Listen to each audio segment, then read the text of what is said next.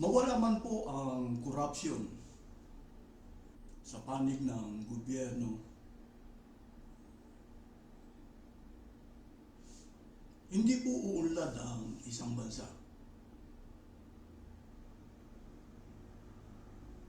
Bakit po hindi umuunlad o uunlad ang isang bansa sa kabila na mawalan man ang korupsyon sa panig ng gobyerno? Kasi po ang mga tao, dinadala sa reliyon ang kanilang yaman.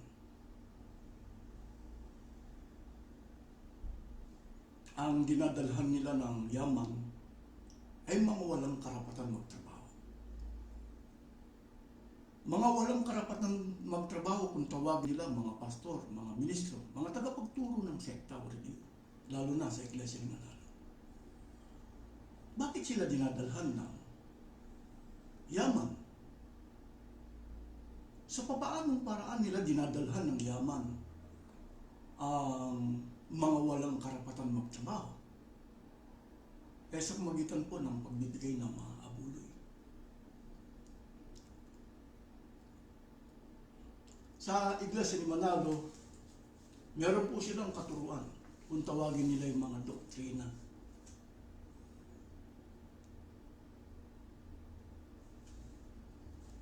Ang ituturo nila sa mga tao o sa mga miyembro, 5 beses.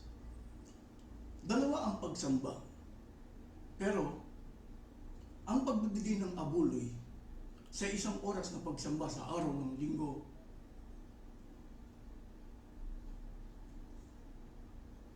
4 na beses. Pero Huwebes.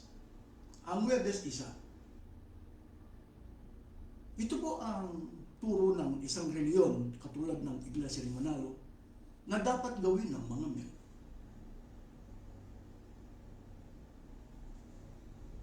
Pero yung upang tagapagturo,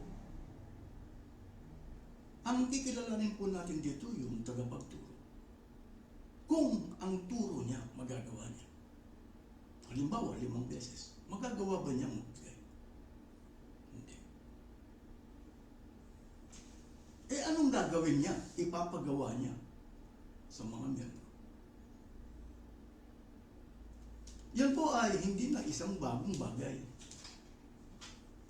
Kung babasahin po natin ang Mateo, Kapitulo 23, talatang 3 hanggang 4, pakinggan po ninyo ang nakasulat dito. Kaya't gawin ninyo ang itinuturo nila at sundin ang kanilang iniutos. Ngunit huwag ninyong tularan ang kanilang gawa, sapagkat hindi nila isinasagawa ang kanilang ipinangangaral. Uulitin ko po, ano po?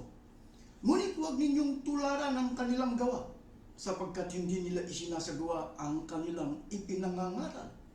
Nagbibigkis sila ng magbigat na dalahin at ipinapasan sa mga tao. Ngunit ni daliri, ayaw nilang igalaw upang tumulong sa pagdadala ng mga iyon. Kaya nagkukutis babae sila. Ang dahilan kung bakit sila nagkukutis babae, yung turo nila, hindi nila magagawa. Bakit po bakit hindi nila turuan ng kanilang sarili? Wala silang karapatan magtrabaho. Mas maganda po babasahin na yun. Dapat si Manalo at ang kanyang mga ministro, kung ano yung turo, halimbawa turo 5, magagawa nila. Hindi po nila magagawa. Bakit? Wala silang karapatan magtrabaho. Kaya hindi nila tinuturuan ng kanilang sarili na magbigay ng totoo. Ganito po ang ating matutunghayan, aklat po ng Roma. Ang mga bulaang tagapagturo po kasi, yung turo nila, ipapagawa lang nila sa mga miyembro. Pero yung tagapagturo, hindi po niya gagawin yung turo niya. Pero dapat turuan niya ang kanyang sarili. Aklat po ng Roma, Kapitulo 2, talatang 21. Ikaw na nagtuturo sa iba, bakit di mo turuan ang iyong sarili? Ikaw na nangangaral na bawal magnakaw. Bakit ka nagnanakaw? Dapat po magkaroon ng karapatan ng ang mga miyembro na magsalita.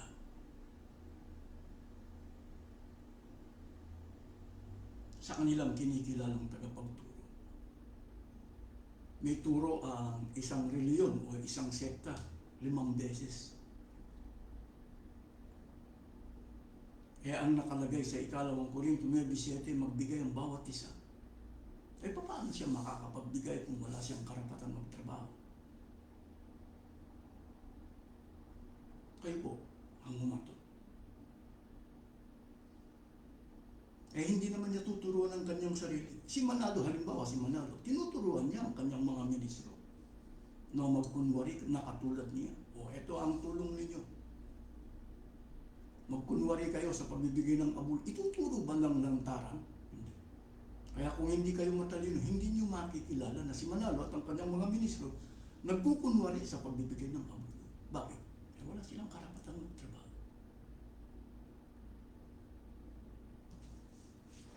Pagka wala silang karapatan magtrabaho, sarili lang nila, hindi nila kayang pakainin.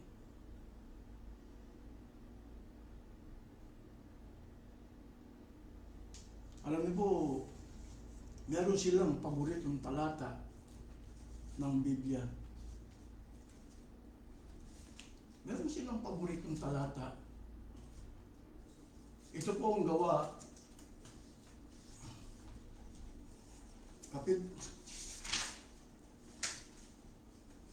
Ang babasahin ko po sa inyo ay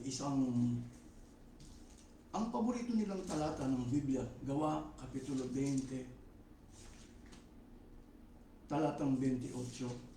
Pakinggan po ninyo kung anong nakasulat dito. Ito po ang paborito nila.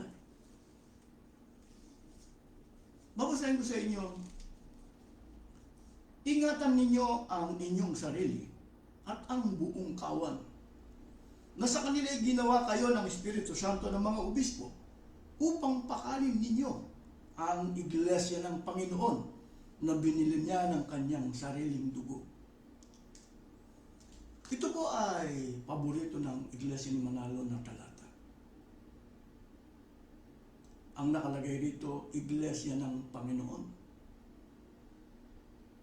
Pagkatapos babasa sila ng talata ng Biblia ng Gawa 20:28 lang sa version, ipapakilala nila kung sino yung Panginoon. Ang nakalagay po sa English, Church of Christ. Iglesia ni Cristo. Ang nakalagay. Ngayon, bukang bibig po nila na yung iglesia nasa Biblia at saka yung iglesyang kinaaaniban nila ay magkatulad. Ganito po ang ating matutunghayan sa isang pasugong ito. In the first century, the early Christian upheld the value and the truth about the Church of Christ in this last day. Member of the Iglesia ni Cristo do the same. Ano po ang pagtuturo nila? Do the same. Iba po yung tinutularan, iba po yung tumutulan. Ang tinutularan nasa Biblia. Yung tumutulad wala po sa Biblia. Ngayon, pansinin po natin ang Gawa 20:28 na paborito nila. Na paborito nila. Pakanin ang iglesia ng Panginoon. Ito yung nakalagay. Pakanin. Eh sino po ang inuutusan na magpakain sa iglesia ni Cristo o iglesia ng Panginoon? Yung po mga obispo. Mas maganda po babasahin natin ang Lamsa version na ginagamit ng iglesia ni Manalo, pero kukunin ko na po sa kanilang pasugo. Ito po yung salin sa Tagalog na paboritong ginagamit nila. Take heed therefore to yourself and to all the flock over which the Holy Spirit has appointed you overseers, to feed the church of Christ, which He has purchased with His blood. Sino po ang inuutusan? Ang ini-emphasize natin dito yung to feed the church of Christ. Ang inuutusan pong magpakain ay yung pong overseer. Sa Tagalog, yung mga obispo. Sa ibang termino po, mga tagapagturo. Sila po ang inuutosang magpakain. Kaya, to feed the Church of Christ, ikukumpara natin doon sa tumutulan. Halimbawa, kay Manalo at sa kanyang mga ministro, magagawa ba nilang pakainin ang kanilang sarili?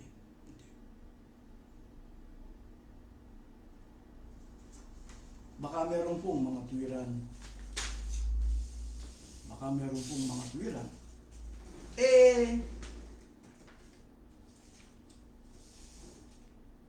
Dalawang klase ng pagkain.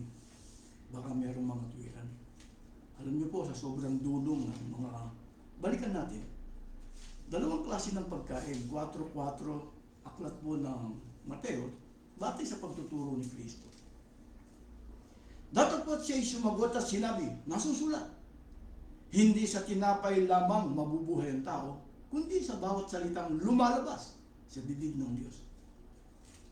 Dito po, meron pong binabanggit dito na dalawang klase ng pagkain, tinapay at saka mga salita ng Diyos. Si Manalo sa tinapay, hindi niya magagawang pakainin. Kahit sarili lang nila.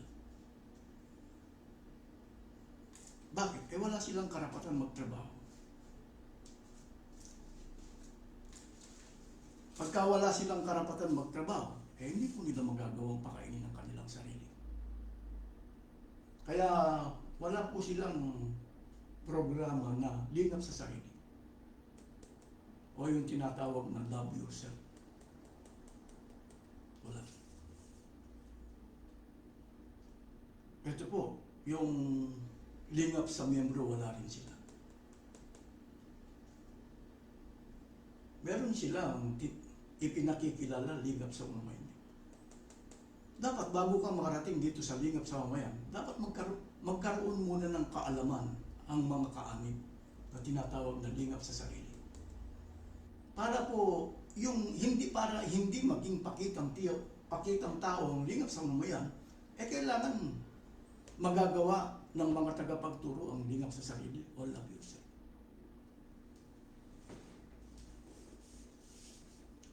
Ang utos po, pakanin. Ito po ang ine-emphasize ko. Pakanin ang iglesia ng Panginoon. Baka naman po, itong sina Manalo at ang kanyang mga ministro, magagawa nilang pakainin ng mga salita ng Diyos ang kanilang mga miyembro.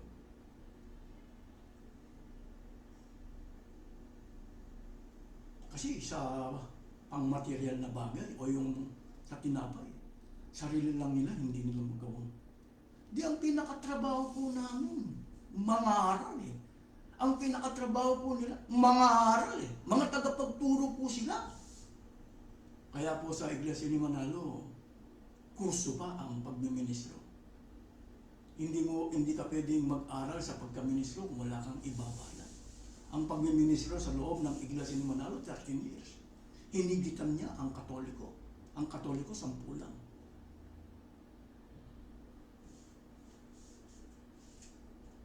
Baka naman ang utos doon sa pakanin ang Iglesia ni Cristo to feed the chapter of Christ. Ang ipapakain ni magagawa kaya ni Manalo at ang kanyang mga ministro na pakainin ng salita ng Diyos sa mga tao? O baka naman ang ginagawa lang ni Manalo katulad nito. Babasahin ko sa inyo, mas maganda po Biblia.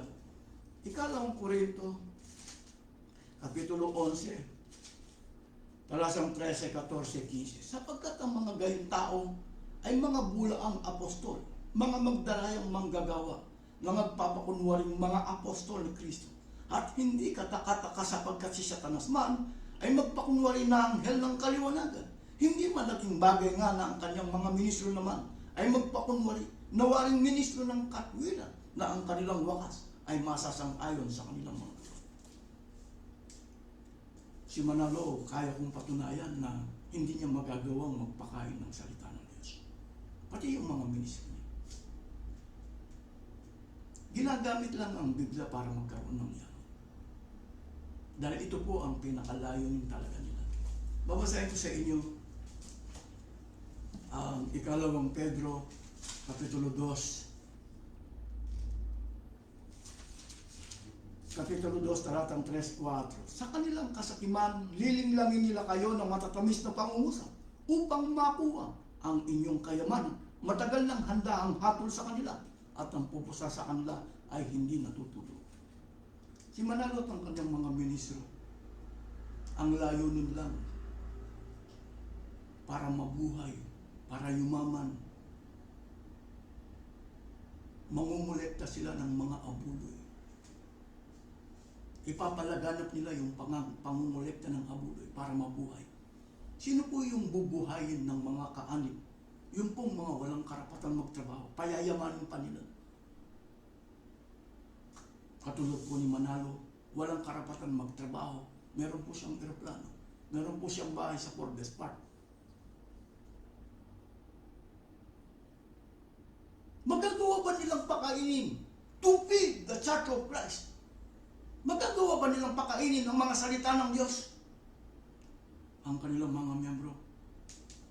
Bakit hindi po nila binabasa ang mga talatang ito sa kanilang mga miyembro? Ganito ang ating matutunghayan. Aklat po ng Gawa. Ang binasa ko po, 20:28, aklat po ng Gawa.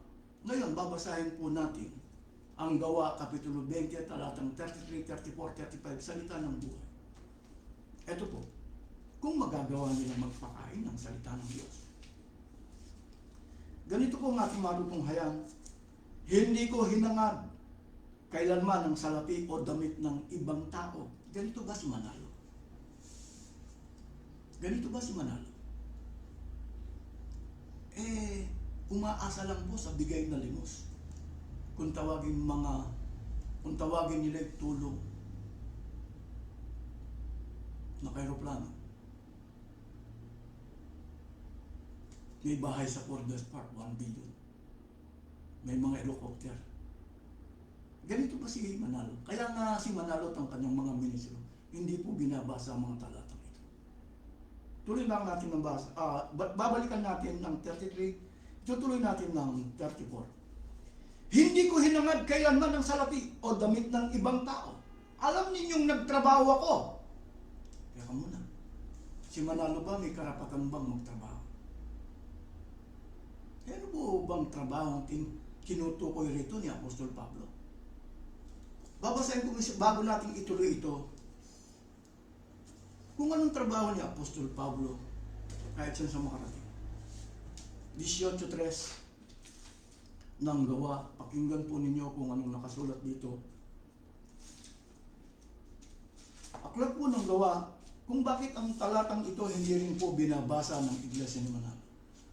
At dahil ang hanap buhay niya ay tulad din ng kanila, tumuloy siya sa kanila. At sila'y magkakasamang nagtrabaho, parehong paggawa ng tolda ang hanap buhay nila. Ano po ang trabaho ni Apostol Pablo? Tagagawa ng tolda. Si Apostol Pablo hindi po niya ikinatwiran eh. Ministro ako eh. Tagapagturo ako eh. Ang pinakatrabaho ko ay magturo eh.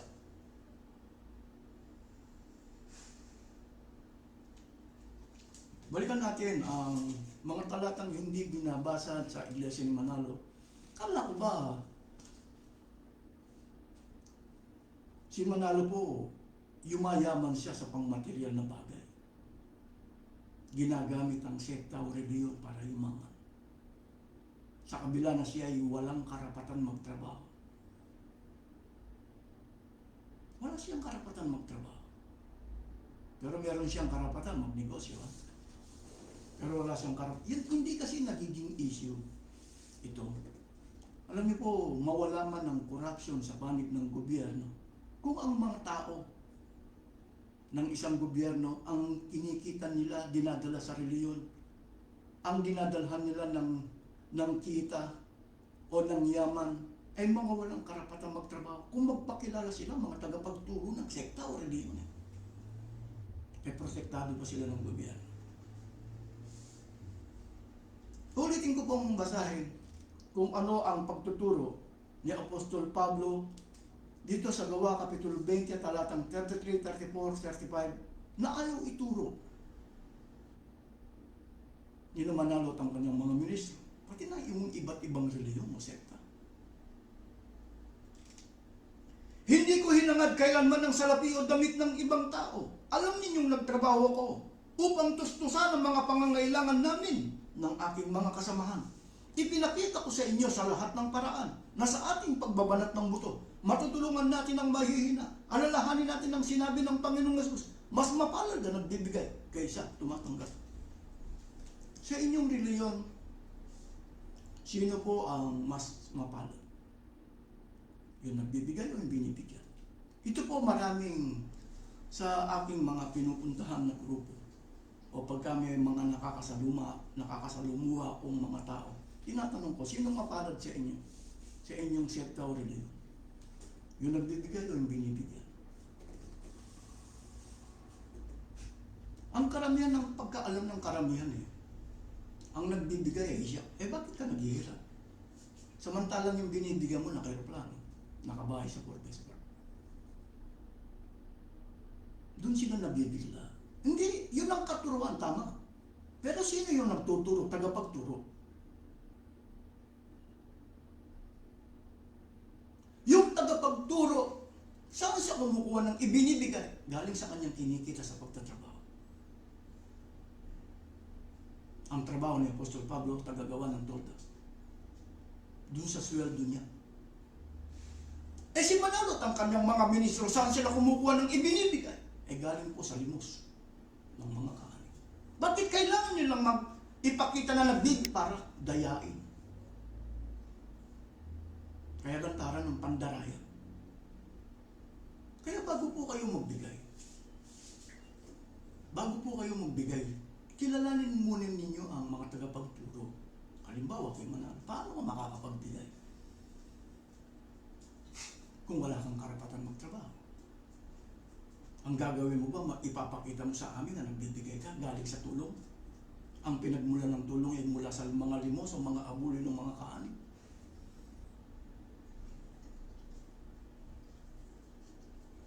Si Apostol Pablo, hindi po niya ipinakikita sa tao na siya nagbibigay na galing sa tulong, kundi galing sa kanyang kinikita sa pagtatrabaho.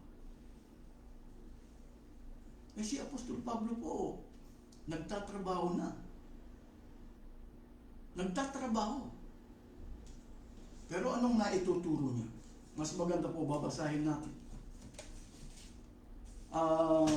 Unang Korinto. Sa kabila na siya nagtatrabaho na. Unang Korinto 4, pansinin po ninyo kung anong kalagayan nila. Sa kabila na sila nagtatrabaho. Ganito po ang ating matutunghayan, aklat po ng unang Korinto 4, 11, 12 hanggang 13. Kami mga mangmang dahil kay Kristo. Ngunit kayo ay marurunong kay Kristo. Kami mahihina, ngunit kayo ay malalakas.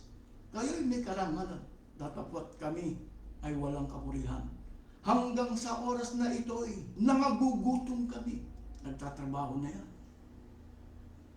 Samantalang yung walang karapatan magtrabaho, na umaasa lang sa mga limos kung tawagin niya tulong na aeroplano, nakabahay sa Forbes Park,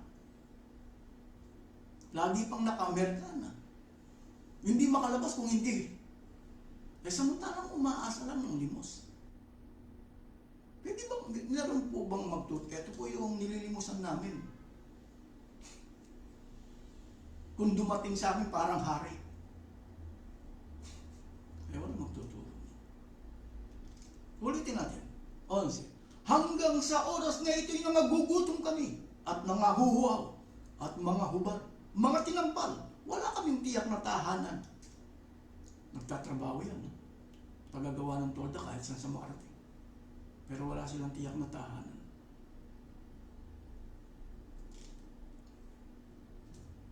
At kami magpapagal at nangagsisigawan ng aming sariling mga kamay. Kaya nga nagtatrabaho. Bagamat inuupasala, kami nangagpapala. Bagamat mga pinabuusik, nangagtitiis kami. Bagamat mga sinisira ang puri, ay aming pinamamanhikan. Kami naging tulad ng yagit sa sanlibutan. Si Manalo ba, masasabi mo bang yagit? Wala siyang karapatan magtrabaho. Naka-aeroplano. Kaya nga po sinasabi ko, mawala man ang corruption sa panig ng gobyerno kung ang mga tao dinadala ang kanilang kinikita. Ang dinadalhan nila yung mga nangyaman, mga walang karapatan magtrabaho. Yung mga walang karapatan, pinayayaman nila. Kasi kaya naman po nagbibigay yung iba. Kasi binabaliwala na yung ibinibigay. Naghihintay na sila kasi ang Diyos nang bahala sa inyo. Wala namang mga kapatid, kami lang bahala sa ibinigay ninyo. At kayong nagbigay, bahala na ang Diyos sa inyo. Kasi po, ang mga tagapagturo ninyo, hindi po kumikilala sa Diyos. Hindi po ba may turo sila? Kahit isa lang dito. Ipagawa niyo, hindi nila magagawa. Bakit? Yung pong kinikilala ninyo, magpapakunwari na waring ministro ng katwiran. Binasa na natin kanina. Yung turo niya, hindi niya magagawa. Kaya yung tagapagturo ninyo, hindi po kumikilala sa Diyos. Kaya hindi niya magawang magbigay.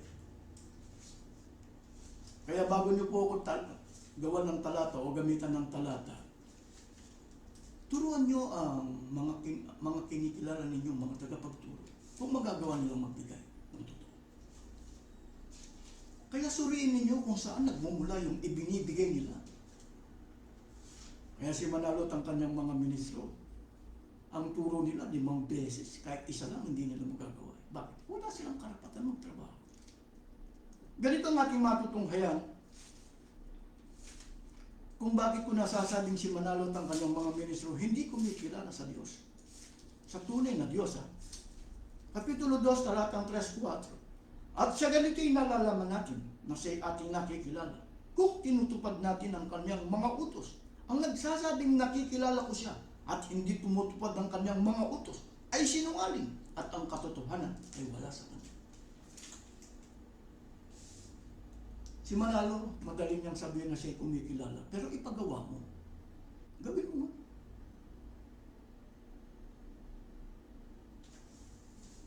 Kaya sa inyong reliyon, sekta, na kinaaaniban, walang magtuturo na lingap sa sarili o love yourself. Paano po ba ang pagmamahal sa sarili? Batay sa Biblia. Ganito ang ating matutunghayan. Mas maganda po Biblia ang pasasagutin natin. Efeso 5:28. Ito po ang isa sa mga katangian ng tunay na Iglesia ni Cristo na gustong tularan ni Manalo at ang kanyang mga ministro. Ipinakikilala nilang tinutularan. Do the same. Pero ikumpara natin sa Iglesia ni Manalo. Ang babasahin ko sa inyo, Efeso 5:28-29. Dapat mahalin ng mga lalaki ang kanilang asawa. Si Manalo ba at ang kanyang mga ministro, mga lalaki ba? Pagka binanggit ba mga lalaki, exempted ka ba? Paano pagmamahal sa sarili? Dapat mahalin ng mga lalaki ang kanilang asawa tulad ng sarili nilang katawan. Ang lalaki nagmamahal sa kanyang asawa ay nagmamahal sa kanyang sarili. Walang taong namumuhi sa sarili niyang katawan. Bagkus ito'y pinakakain at inaalagaan. Kaya bago ka mag-asawa, kailangan ipakilala mo muna na kaya mong pakainin ang iyong sarili. Bilang lalaki. baka naman tinuturuan yung mga nagmiministro sa isang sekta katulad sila. O kayo huwag nyo nang mahalin ang inyong sarili. At huwag na rin kayong magmahal sa inyong mga asawa, pero nagkakaroon kayo ng asawa. Dahil pakakainin po kayo sa magitan ng mga limos kung tawagin ni tulong. Wala namang magtutulong ganyan. Wala magtutulong ganyan. Tayo po mga tagapagturo ng sekta o reliyon. Manglilimos lang tayo. Kukunan natin ang kayamanan ng mga kaanib. Tayo po ang pinakamayaman.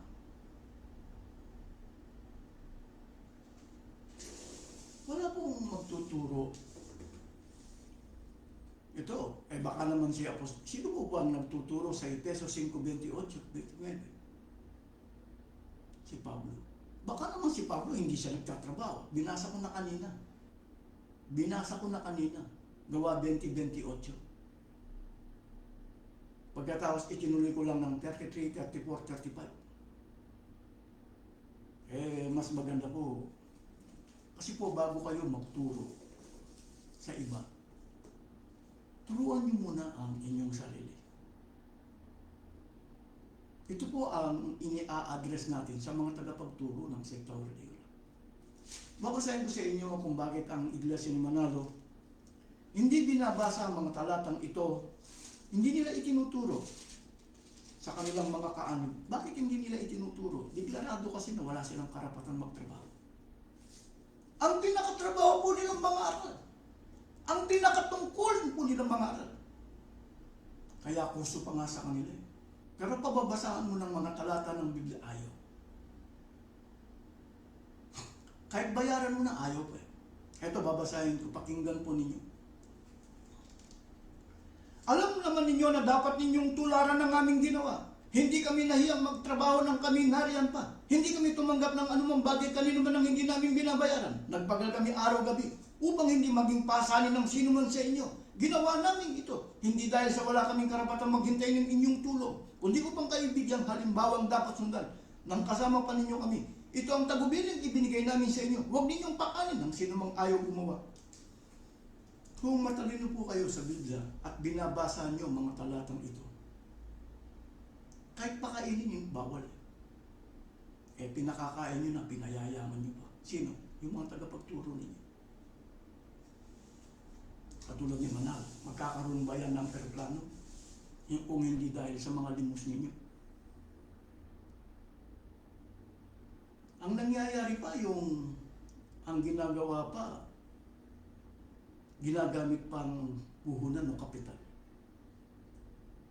Ang voluntary contribution.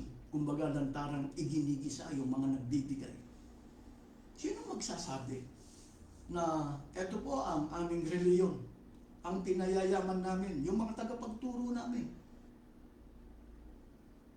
Binibigyan po namin, wala namang magtutulungan. Mas mapalad po yung binibigyan. Ito po yung binibigyan namin na wala namang magtutulungan. Bakit? Kulang kasi ang turo.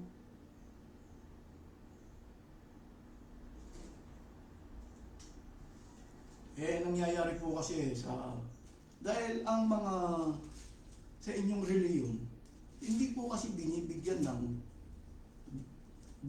ng pagkakataon na makapagsalita ang mga miyembro. Kaya hindi po nila binabasa ang mga talatang ito. Babasahin ko sa inyo ang tunay na pagsamba o pagtitipon. Kung bakit nadadaya, kasi akala nila. Marami po kasing nagyayabang.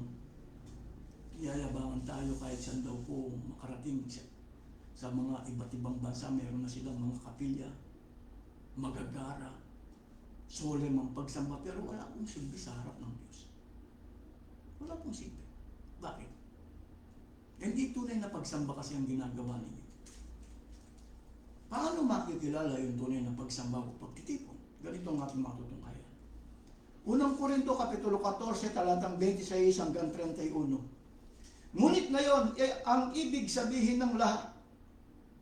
Ano ngayon ang ibig sabihin ng lahat ng yan, mga kapatid? Sa inyong pagtitipon, may aawit, may magtuturo, may maghahayag ng kalooban ng Diyos, may magsasalita sa iba't ibang wika, Meron naman magpapaliwanag ng mga sinabi nito. Gawin ninyo ang lahat ng yan sa kaulad ng iglesia.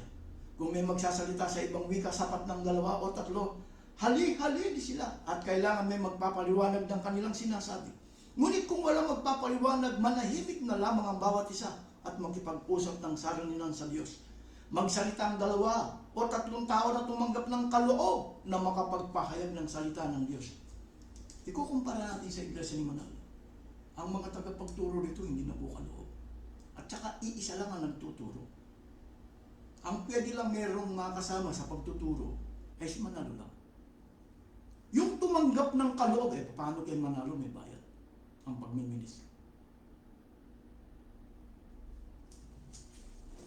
Kaya ang iglesia ni Manalo, itinatago ang talatang ito. 29, 30, 31. Pakinggan natin ulit. Magsalita ang 2 o 3 tao na tumanggap ng kaloob na makapagpahayag ng salita ng Diyos at timbangin naman ng iba ang mga sinasabi nila. At kung ang isa sa mga nakaupo ay tumanggap ng pahayag mula sa Diyos. Ito po, pangungunahan ng 2 o 3. Yung tunay na pagsamba, sa iglesia ni Manalo, isa lang nagtuturo. Ang meron lang karapatan na may makasama sa pagtuturo ay si Manalo lang. Kapag sa tunay na pagsamba, kaya kailangan po magkaroon po kayo ng Biblia. Para tingnan ninyo yung binabasa. Kasi po, halimbawa sa eskwelahan, pangkaraniwang eskwelahan, kapag ang mga estudyante po walang libro, hindi po matututo. Sa iglesia ni Manalo, pasinin po ninyo sa iba't ibang sekta ng reliyon, halimbawa sa mga protestante, may mga Biblia na nadadaya pa. Lalo na po yung walang karapatan na magdala ng Biblia. Yun na lang pong si Manalo. Ilan bang ministro ni Manalo? Pagpalagay na natin 100 ang ministro ni Manalo. Bakit mangmang ang mga ministro ni Manalo? Bakit nagawa niyang mangmang ang mga ministro ni Manalo? Bakit? Pero may Biblia ng mga yan, ha? Bawat isa may Biblia yung mga ministro ni Manalo. Pero nagawa niyang mangmang. Huwag na tayong pupunta sa mga miyam. Ako kaya kong patunayan yung mga ministro ni Manalo mangmang. Wala akong pinipili, nakaharap. Bakit nagiging mga ministro niya? Nagagawa niya yung gusto niya. Halimbawa, magkaroon ng bayad, samantalang may nababasa sa Biblia. Dapat tinututulan siya, kapatid. Nalilimos na tayo. Nililimusan na tayo ng mga kaanib. Kung tawagin ito, bakit di pa tayo magturo ng libre?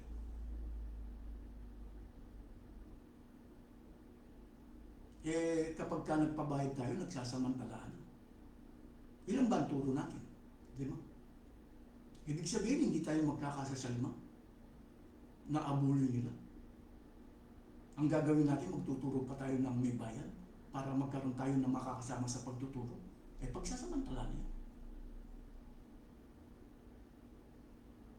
Ang gagawin natin, igigisa ba natin sa sarili, mantika mga kaanib? Walang nagsasabing ganyan. Bakit? Wala silang karapatan mo.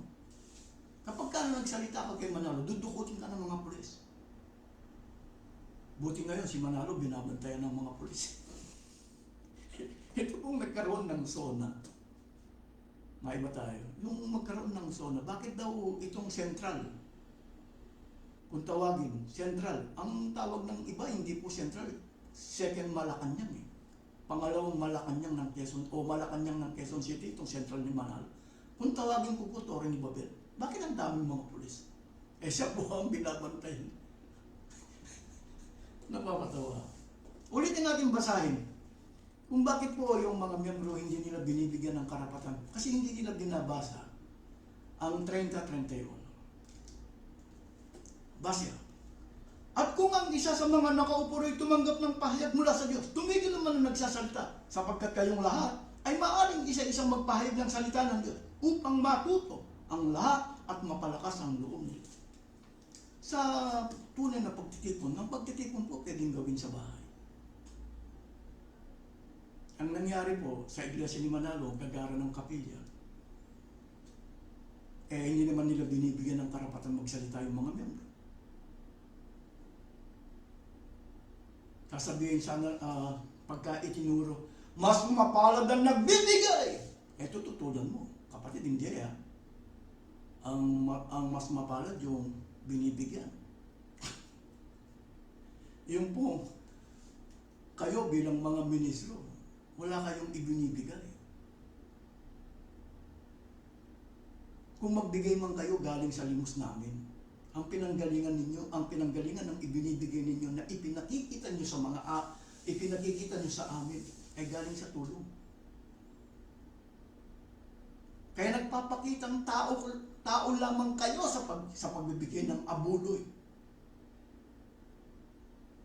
Si Manalo po at ang kanyang mga ministro, turuan sila, manalangin ka, ito yung kapilya. Ito yung tabernacle, ito yung templo, manalangin ka. Humingi ka ng biyaya sa Diyos. Hindi gagawin ni Manalo. Bakit? Bakit hindi? Sa pawis ng iyong mukha, kakain ka. Kapag ka kumikilala ka sa tunay na Diyos, sa pawis ng iyong mukha, kakain ka. Nangyari, sa pawis ng iba, kumakain ka. Kaya marami sa atin, sa pawis ng iba, kumakain sila. Kung magpakilala, mga tagapagturo. Kung sino po yung sa pawis ng iba, kumakain sila. Silang mayayaman. Kaya nangyayari po yung mga pinaghihirap yung mga kaanib. Kasi hindi alam ng mga kaanib. Alam niyo po, bago kayo magbigay, baka kung tutuusin, sino bang dapat bigyan ng mga abuloy? Hindi po yung mga ministro, hindi mga tagapagturo. Hindi po sila ang mga tunay na tagapagturo. Hindi po umaasa sa tulong. Katulad ni Apostol Pablo. Kaya basahin nyo, 2 Tesalonica Kapitulo 3, talatang 7, 8, 9, hanggang 10. Hindi sila umaasa sa tulong. Hindi sila umaasa sa tulong. Meron pong ginagamit, meron nagtanong. Ginagamitan tayo ng 8, ng unang Korinto. Ito po, meron pong nagtanong. Ginagamitan tayo ng unang Korinto 9:9. Babasahin ko po rito sa magandang balita, Biblia na po sa 9:9. Nasasaad sa kautusan ni Moises, huwag mong bupusalan ng baka habang ginagamit sa pag-iik. Talaga bang mga baka lamang ang inaalala ng Diyos? Ito po ang isa sa mga ginagamit na talata para umasa sila sa bigay na donasyon. Kung tawagin nila tulong. Isa sa mga ginagamit nila. Pero bakit hindi po nila binabasa ang 15? Dito sa magandang balita, Biblia. Bakit? Ano bang nakalagay riyan? Para maunawaan po ninyo. Ito po. Ngunit hindi ko ginamit ang alinman sa mga karapatang ito. Hindi ko kayo sinusulatan upang bigyan ninyo ako ng tulong. Ibigin ko pa ang mamatay muna kaysa alisin sa aking ninuman ang batayan ko sa pagmamahal. Hindi ginamit ni Apostol Pablo ang karapatan.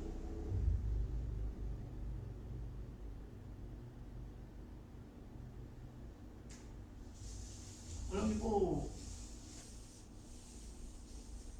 si Manalo, meron na siyang eroplano, meron na siyang kotse. Siya ba ay maghahanap ng tuturuan? Meron na siyang bahay, meron na siyang pagkain. Maghahanap ba siya ng tuturuan? Makakakita ba siya ng katulad ng babaeng Samaritan? Hindi. Bakit? Nagtatago.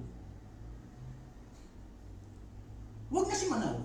Yung mga ministro na lang niya. Magagawa ba nilang makakita ng babaeng Samaritana? Hindi. Kaya meron silang programang pamamahayan. Dadalhan sila ng tuturuan. Hindi sila maghahanap. Hindi nila ituturo sa kanilang sarili yung ginawa ni Kristo para makakita ng babaeng Samaritana. Kaya ganyan sila nagkukutis babae.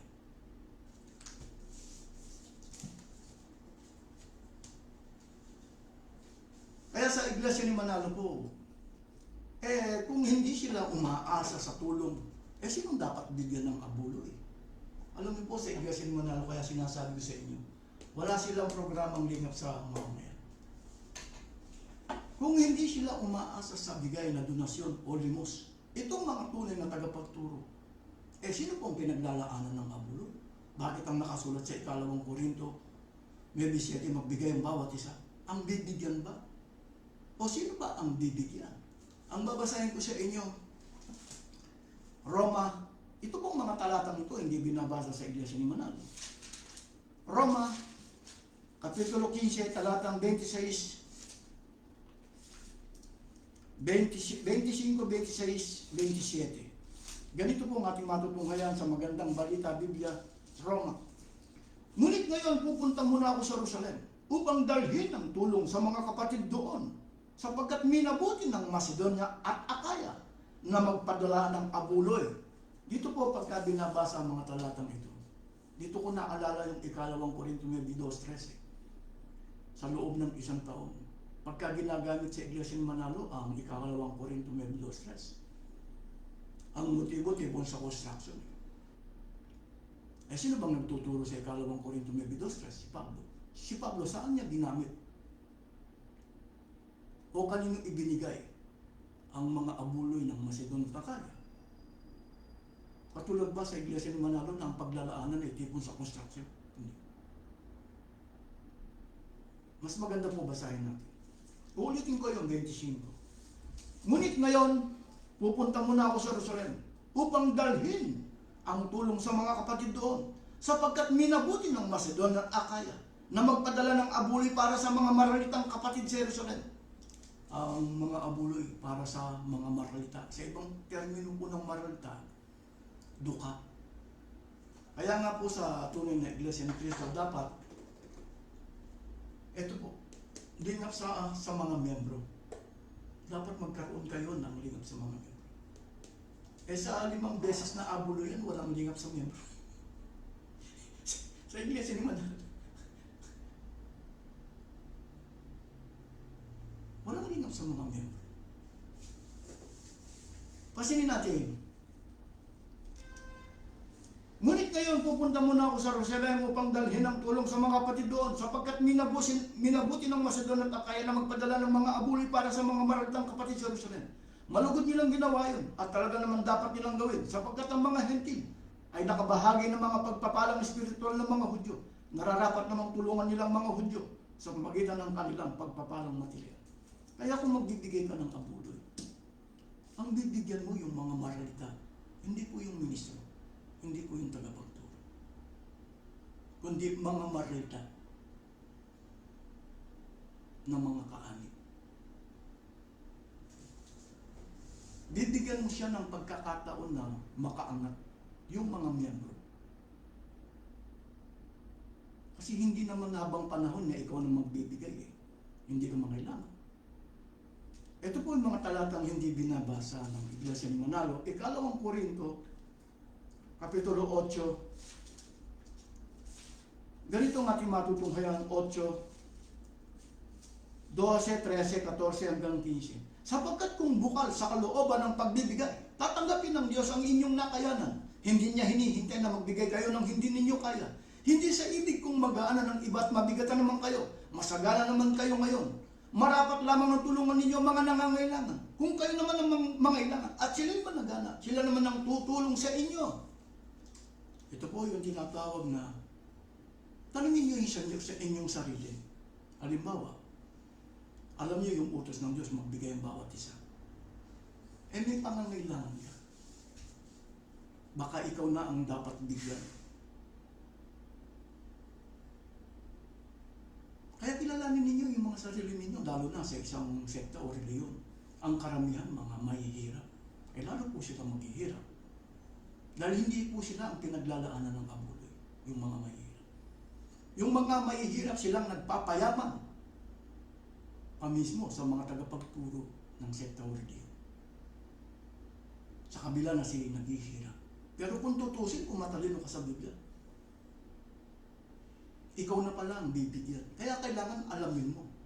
Bago ka umanib sa isang sekta, ako na ba ang bibigyan o ako magbibigay?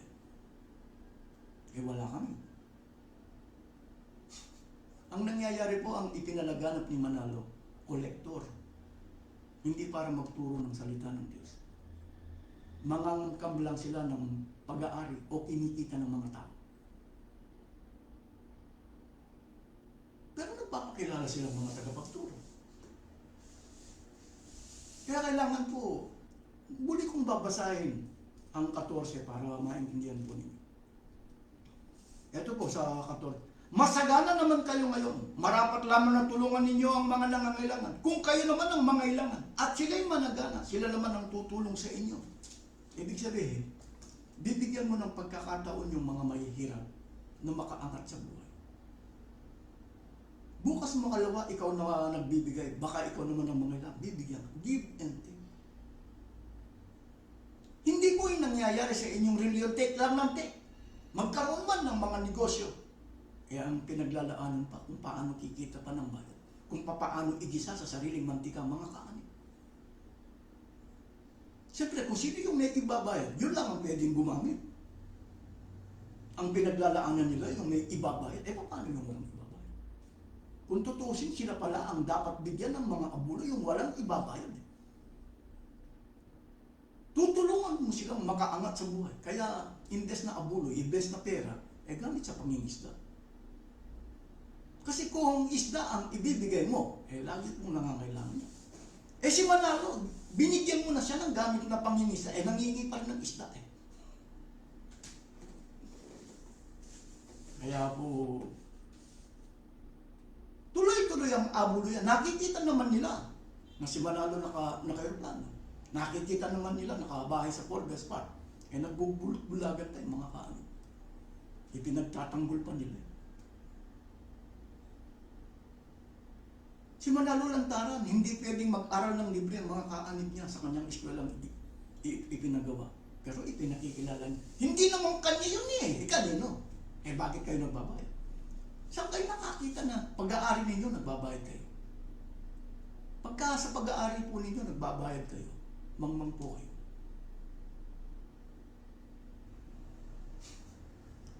Kumbaga, nadaya kayo. Sa inyong pag-aari, kaya nga walang magtuturo.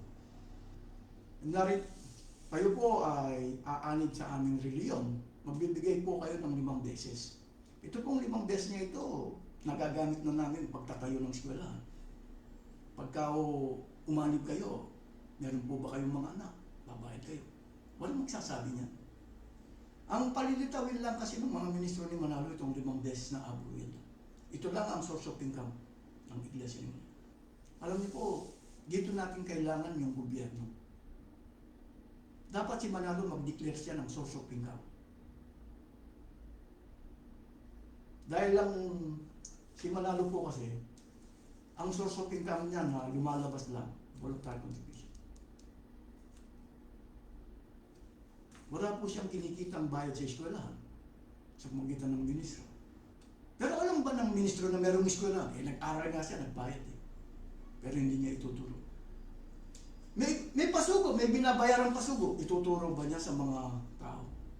O pagka nadaya po kayo sa aming reliyon o sekta, bibigyan namin kayo ng pasugo, may bayad. Kung gusto niyo mag-aral sa pagka-ministro, may bayad. Wala naman magtuturo nga. Kailangan ng mga ministro ni Manalo, ang palilitawin lang nilang source of income, voluntary contribution. Utos ba ng Diyos na magbigay ang bawat isa? Tama. Pero magagawa ba ng mga ministro ninyo magbigay? Binibigyan lang sila. Kaya po ang mga pinakakain, pinayayaman ng mga tao, dahil kaanib sila ng isang reliyon, yung mga walang karapatan magtrabaho. Kung sino po yung mga walang karapatan, silang mayayaman. Katulad ni Manalo. Kaya kita ko yung mga ministro niya, nagkukusis babae. Si Manalo at ang kanyang mga nagkukusis babae. Sa paus ng iba, kumakain sila. Ituturo ba nila na mas mapalad yung nagbibigay?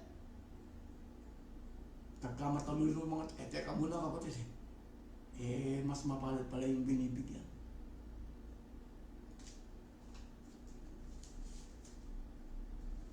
Kaya po sa iglesia ni Manalo, paano po sila nagkaroon ng lingaw sa... Dito, maraming nadaya, mga kaanib ng iglesia ni Manalo. Bago kayo magkaroon ng lingap sa mamayan, tinuturuan ko kayo mga kaanib ng iglesia nila. Kasi po, dati, papaliwanag ko sa inyo, dati 3 lang ang pagbibigay ng abuloy. Naging 4. Paano naging 4? Yung isa, yung kinukuha ng diakono, diakonesa, yung kahon po kasi nagdalawa. 2 sobre. Yung isang sobre para sa lokal, at isang sobre para sa lingap sa mamayan. Kanino na kukunin itong isang sobre? Sa mga miyembro. Sa mga miyembro. At saka yung tipon sa, ito po yung tinatawag nila ngayong pasasalamat na pera, kung tawagin tipon sa construction. Pero, ano ba nun? Sino nagbibigay para sa lingap sa mga miyembro? Pagka nadaya at nakapandaya, kasi po bibigyan nila ng isang pedes, isang sardinas, isang kilong bigas ang mga tao. Ituturo ba, ito yung ibinibigay namin, ha? Bibigyan namin kayo habang dinadaya namin kayo. Pero pagka nadaya po kayo, kayo naman po ang magbibigay ng habang buhay. Ang bibigyan po natin, yung mga walang karapatan magtrabaho. Kung tawagin natin mga ministro, mga tagapagturo ng sekta o reliyon. Habang buhay. Yun po ang kapalit. Meron ba mo? Kaya yung mga miyembro nang dadamay lang. Kung kami nadaya di man dadaya kami. Pero ang problema, sino ang payayamanin nila kapag ka nakapandaya? Alam niyo po, kahit 5 duling, walang ibinibigay si Manalo sa limang. Turuan po niyo ng utos ng Diyos si Manalo at ang kanyang mga ministro. Nagawin nila yung utos ng Diyos. Na ipinakikilala nila sa pamagitan ng doktrina.